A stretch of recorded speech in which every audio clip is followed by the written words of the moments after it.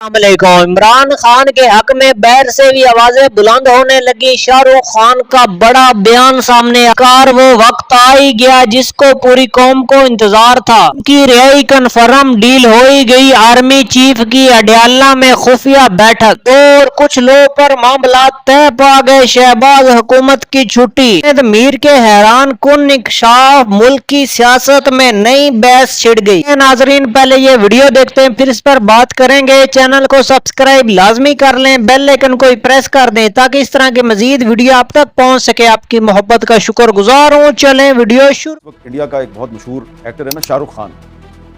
अगर शाहरुख खान के वालिद ताज मोहम्मद खान के साथ पाकिस्तान में सियासी इंतकाम का रवैया अख्तियार ना किया जाता, उस पर झूठे मुकदमात ना बनते, उसको गिरफ्तार ना किया जाता, उसको तंग ना किया जाता, तो वो पाकिस्तान छोड़ के इंडिया ना जाता। वायलेंस नज़र आ रहा है, तशद्दुद नज़र आ रहा है, दहशत गर्दी नज़र आ रही है, सियासी जमातें जो हैं उनके दरमियान कशीदगी में इजाफा हो रहा है और इस हकीकत में कोई शक नहीं, जमहूरियत कमज़ोर हो चुकी है। आइन मौजूद है लेकिन आइन ना होने के बराबर है। पाकिस्तान में आइन और कानून की बालादस्ती जो है वो सिर्फ एक दावा तो हो सकता है, लेकिन अमली तौर पर हमें पाकिस्तान में आइन और कानून की बालादस्ती नज़र नहीं आ रही। इसकी क्या वजह है? इसकी वजह जानने के लिए बजाय कि मैं आपको कोई अपना तजिया पेश करूं, आज मैं आपके सामने एक ऐसे शख्स की गवाही पेश करता हूं जो पिछले 50 साल के अहम सियासी हालात व वाक़यात का ऐनी शाहिद है। उसने बहुत सा वक्त जेलों में भी गुजारा, वो हुकूमत में भी रहा, 2 दफ़ा वजीर भी रहा, उसके ख़ानदान ने बहुत सी कुर्बानियाँ भी दी और 50 साल के बाद उस शख्स ने अपनी एक बायोग्राफी लिखी है, सवाने उमरी, और उसमें उसने बहुत से ऐसे वाक़यात बयान किए हैं जिनको पढ़ के ऐसे लगता है कि ये तो वैसे ही वाक़यात हैं जैसे आजकल भी हो रहे हैं। तो हमारे सियासतदानों ने और हमारे जो रियासती इदारे हैं उन्होंने माजी की गलतियों से सबक क्यों नहीं सीखा? तो आज मैं पाकिस्तानी सियासत के जिस अहम किरदार की गवाही आपके सामने पेश कर रहा हूँ उसका नाम है हाजी गुलाम अहमद बलोर, और ये उनकी किताब है और किताब का नाम है मैं क्यों नहीं टूटा। इस पर आपको बलोर साहब की भी तस्वीर नज़र आ रही है और उनका बेटा शबीर बलोर जो शहीद हो गया उसकी भी तस्वीर नज़र आ रही है, उनका भाई बशीर बलोर जो शहीद हो गया उसकी भी तस्वीर नज़र आ रही है, और उनका भतीजा हारून बलोर जो शहीद हो गया दहशतगर्दों के हमले में उसकी भी तस्वीर नज़र आ रही है, और साथ में आपको खान अब्दुल गफ्फार खान की तस्वीर नज़र आ रही है जो बाचा खान के नाम से मशहूर है। तो ये जो पूरा ख़ानदान है ये बाचा खान का जो अदम तशद्दुद का फ़लसफ़ा है ये उसका पैरोकार था, और फिर ये नैप में रहे, नेशनल अवामी पार्टी में, फिर उस पर पाबंदी लगी तो ये एनडीपी में आ गए, फिर ये एएनपी में आ गए। और ये जो किताब है इसमें बहुत से अहम सियासी राज भी हैं, और बड़ी एक इंटरेस्टिंग बात यह है कि ये किताब पढ़ के पता चलता है, क्योंकि शाहरुख खान के वालिद थे जो ताज मोहम्मद खान, वो हाजी गुलाम अहमद बलोर के जो वालिद साहब थे उनका नाम था बलोरदीन, ये उनके दोस्त थे ताज मोहम्मद खान।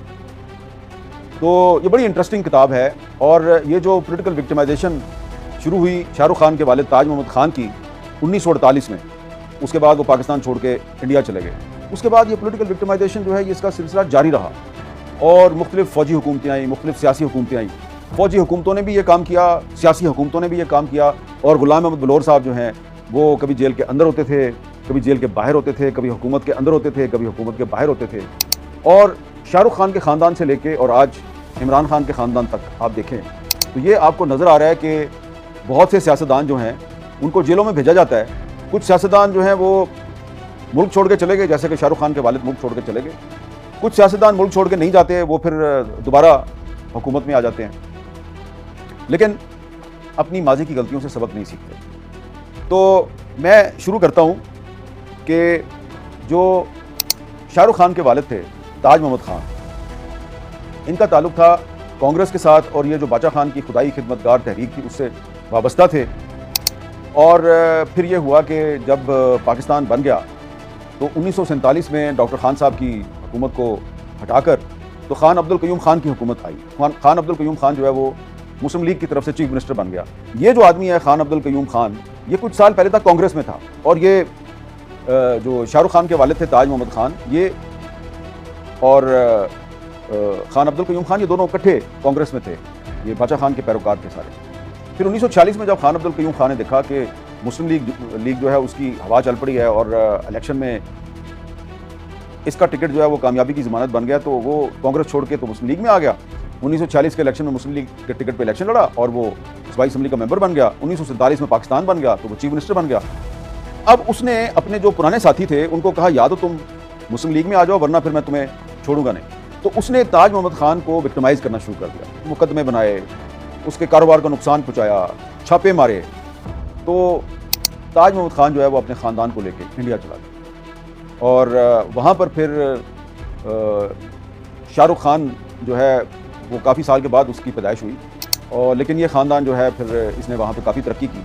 अगर खान अब्दुल क़य्यूम खान ताज मोहम्मद खान को विक्टिमाइज़ ना करता तो शायद आज भी शाहरुख खान पाकिस्तान में होता, लेकिन शायद इतना बड़ा फिल्म स्टार ना होता।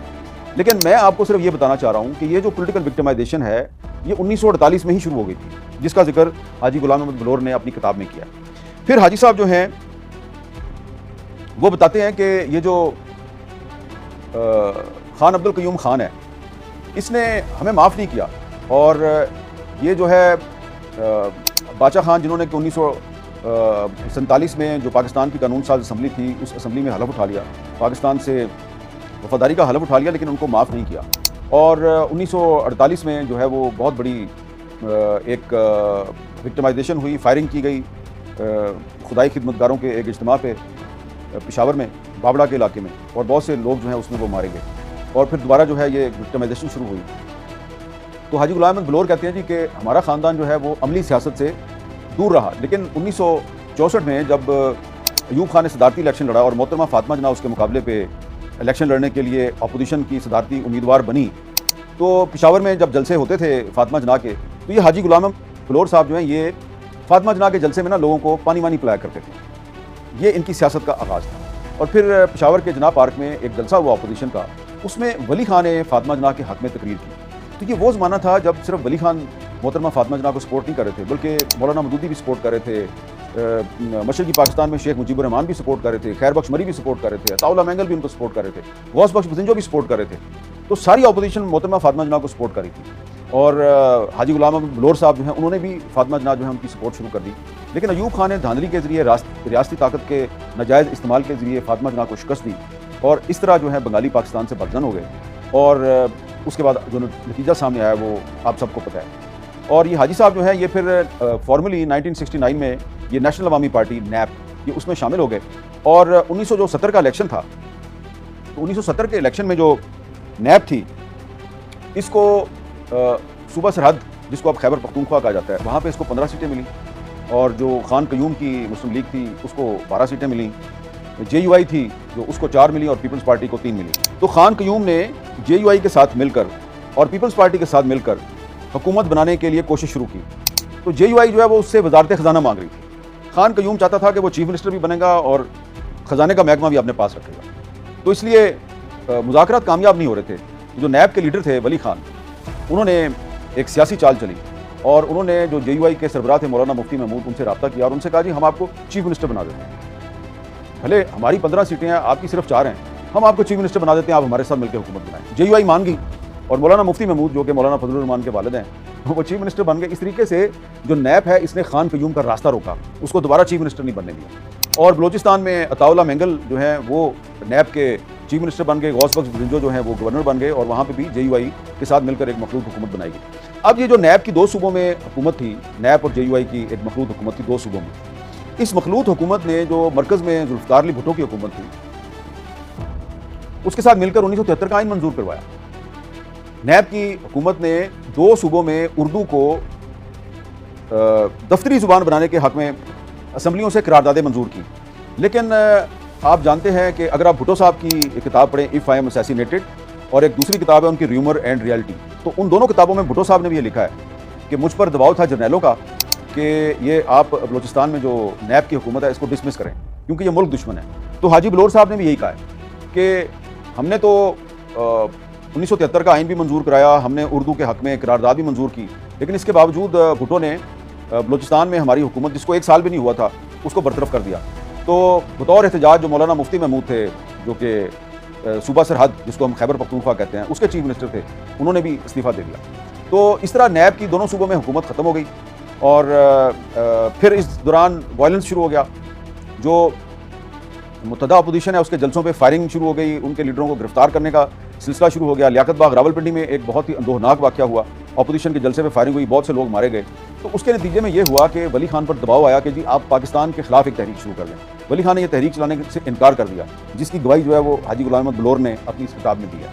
तो फिर वली खान के कुछ साथी जो है वो पाकिस्तान छोड़कर अफगानिस्तान चले गए और वहाँ से उन्होंने तखरीबी कार्रवाइयाँ शुरू कर दी। इसकी डिटेल तो बलोर साहब ने नहीं बताई, लेकिन कुछ और जो ऐनी शाहिद हैं जो कि उस वक्त नैप में शामिल थे और अजमल खटक के साथ काबुल में मौजूद थे, जैसे कि जुमा खान सूफ़ी हैं, उन्होंने अपनी एक किताब है, उसमें उन्होंने बहुत सी बातें लिखी हैं। किताब का नाम है फ़रेब ना तमाम। तो उसमें उन्होंने ये लिखा है जी कि फिर हमने पेशावर में बैठकर एक मनसूबा बनाया और हयात मोहम्मद खान शेरपाव जो पीपल्स पार्टी के रहनुमा थे, उनको कत्ल करवाने के लिए 2 बंदे भेजे गए अफ़गानिस्तान से और उन्होंने पेशावर यूनिवर्सिटी में बम धमाका किया जिसमें हयात मोहम्मद खान शेरपाव शहीद हो गए।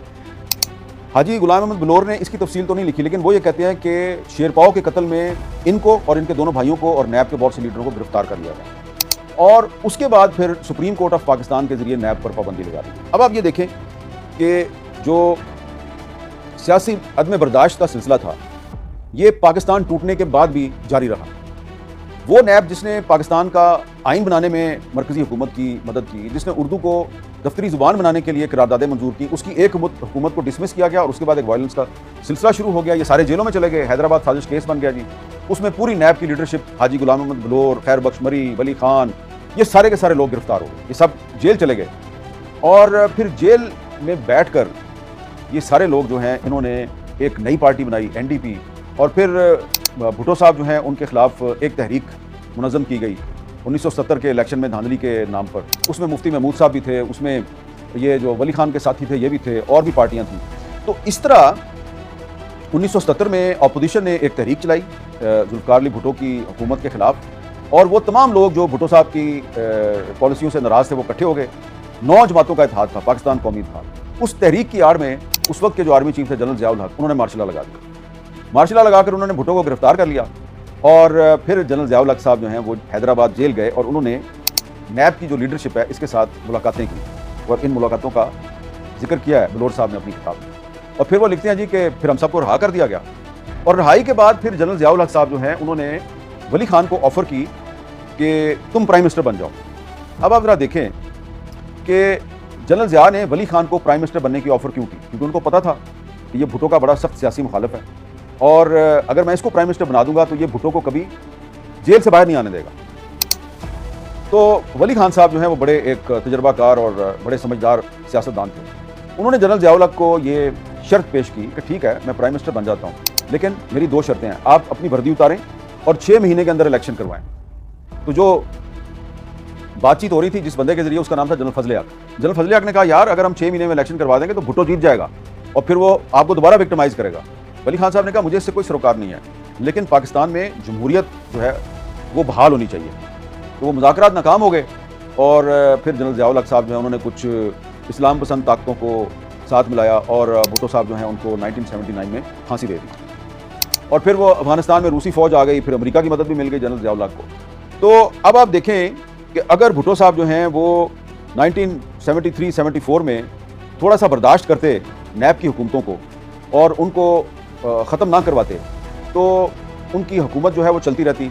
हाजी गुलाम अहमद बलोर साहब जो हैं उन्होंने अपनी किताब में ये भी लिखा है कि अगर भुट्टो साहब हमारी 2 हुकूमतों को बर्दाश्त करते तो मरकज़ में और पंजाब में और सिंध में 20 साल तक हुकूमत कर सकते, लेकिन उन्होंने हमारी बलूचिस्तान में हुकूमत ख़त्म की। उसके रद्दमल में हमारा जो चीफ मिनिस्टर था खैबर पख्तूनख्वा में मौलाना मुफ्ती महमूद, उसने भी इस्तीफ़ा दे दिया और भुट्टो साहब का ख्याल था कि नैब को ख़त्म कर दिया और अब मैं बला शिरकत गैर पूरे पाकिस्तान का मालिक बन गया हूँ, लेकिन ऐसा हुआ नहीं। अच्छा, अब इसके बाद फिर ये जो नैब थी जिस पर पाबंदी लगी थी ये NDP बनी, फिर ये ANP बन गई और ANP कहाँ पे बनी? हाकम अली जरदारी के घर पर 1986 में। और हाकम अली जरदारी जो है वो हाजी गुलाम अहमद बलोर के बड़े करीबी दोस्त थे, उसका भी इन्होंने जिक्र किया है। और एक और अहम बात यह है कि फिर 1983-84 में MRD बन गई और वही पीपल्स पार्टी जिसने वली खान को जेल में डाला था, बलोर साहब को जेल में डाला था, फिर उसी पीपल्स पार्टी के साथ मिलकर इन्होंने जनरल ज़िया उल हक के दौर में तहरीक बहाली जमहूरियत चलाई। और फिर 1988 में जब जनरल ज़िया उल हक के एक तियारे के हादसे में अपनी जान से चले गए तो उसके बाद इलेक्शन हुआ और इलेक्शन के बाद फिर जो MRD के इत्तेहादी थे ये बिखर गए। बेनज़ीर भुट्टो साहबा जो है वो प्राइम मिनिस्टर बन गई। 20 महीने के बाद उनकी वो हुकूमत भी डिसमिस हो गई। फिर 1990 का इलेक्शन हुआ। तो 1990 के इलेक्शन में जो वली खान है वो कौमी असम्बली का इलेक्शन हार गए। तो नवाज शरीफ साहब प्राइम मिनिस्टर बन चुके थे। तो नवाज शरीफ साहब ने वली खान को पहले ऑफ़र ये की थ्रू मीर अफजल खान जो चीफ मिनिस्टर थे खैबर पख्तूनख्वा के, कि आप MNA बन जाएं। वली खान ने इनकार कर दिया। फिर नवाज शरीफ ने वली खान को सेनेटर बनने की ऑफ़र की। वली खान ने सेनेटर बनने से भी इनकार कर दिया। समझ आ रही है मैं आपको क्या कहना चाह रहा हूँ? बहुत से लोग अब कौमी असम्बली का इलेक्शन जब हार जाते हैं तो फिर वो सेनेटर बन जाते हैं, लेकिन वली खान जैसे सियासतदान थे, ये उनका असूल था कि अगर मैं कौमी असम्बली का नाज़रीन इकराम, आपने पाकिस्तान के सीनियर सहाफ़ी हामिद मीर साहब की गुफ्तगू सुनी। हामिद मीर के हैरान कुन इंकशाफ थे। ये जो आज पाकिस्तान में सियासी जंग हर तरफ आपको नजर आ रही है, ये आज से शुरू नहीं है, ये पहले से शुरुआत है। हामिद मीर का ये कहना था। मीर साहब का ये भी कहना था अगर शाहरुख खान के बाप को ना निकाला जाता, सियासी इंतकाम का निशाना ना बनाया जाता, आज शाहरुख खान पाकिस्तान का हीरो होता। मैं ये भी कहा जितनी इज्जत शाहरुख खान को इंडिया में मिली है इतनी पाकिस्तान में नहीं मिल सकती थी। इतना बड़ा हीरो नहीं बन सकता। कोई शक नहीं है, चाहे जो भी फील्ड हो, जो हमारे मुल्क के हीरो हैं जितनी उनको इज्जत देनी चाहिए उतनी नहीं मिलती। क्रिकेट की फील्ड में देख लें, आपको पता है कैसे बाबर आजम की पहले परफॉर्मेंस डाउन थी, कैसे उनको तनकीद का निशाना बनाया गया, उनको गाली निकालते हैं। आप उनकी परफॉर्मेंस पर बात कर सके, उसकी परफॉर्मेंस नहीं आ रही, पर गाली निकालना ये बिल्कुल भी सही नहीं है। हमारे मुल्क के रियल हीरो हैं हमारे फौजी। आपको पता है कैसे मौलाना फजलुर रहमान ने उनको तनकीद का निशाना बनाया था। कहने का मकसद ये है ऐसी कोई भी चीज नहीं है जिसमें सियासत ना की गई हो। आपको पता है फौज में सियासत की गई, जो फौज को तनकीद का निशाना बनाता है ये सियासत ही करते हैं, और जो क्रिकेटर को निशाना बनाते हैं वो भी सियासत करते हैं। व्यूज लेने के नहीं होना चाहिए। जो कौम के हीरो हैं उनकी इज्जत करनी चाहिए, एहतराम करना चाहिए। जो लोग सियासत में इतने आगे चले जाते हैं, इंसानियत भूल जाते हैं। इंसानियत किस चीज का नाम है? जैसे कि मौलाना फजलुर रहमान ने फौज को तनकीद का निशाना बनाया। मौलाना फजलुर रहमान का कहना था जितने भी फौजी कुर्बानी देते हैं हम पर एहसान नहीं करते, हमारे टैक्स से तनख्वाह लेते हैं। मौलाना फजलुर रहमान को चाहिए इस पर माफी मांगते। आप क्या समझते हैं, मौलाना को माफी मांगनी चाहिए या नहीं मांगनी चाहिए? आप अपनी कीमती राय का इजहार कमेंट बॉक्स में लाजमी करें। अगर आपको यह वीडियो पसंद है वीडियो को लाइक कर दें, चैनल को सब्सक्राइब कर लें, बेल आइकन को प्रेस कर दें ताकि इस तरह मजीद वीडियो आप तक बआसानी पहुंच सके। आपकी मोहब्बत का शुक्रगुजार हूं। मिलते हैं न्यू वीडियो में, तब तक हमें दीजिए इजाजत। अल्लाह हाफिज। पाकिस्तान हमेशा जिंदाबाद।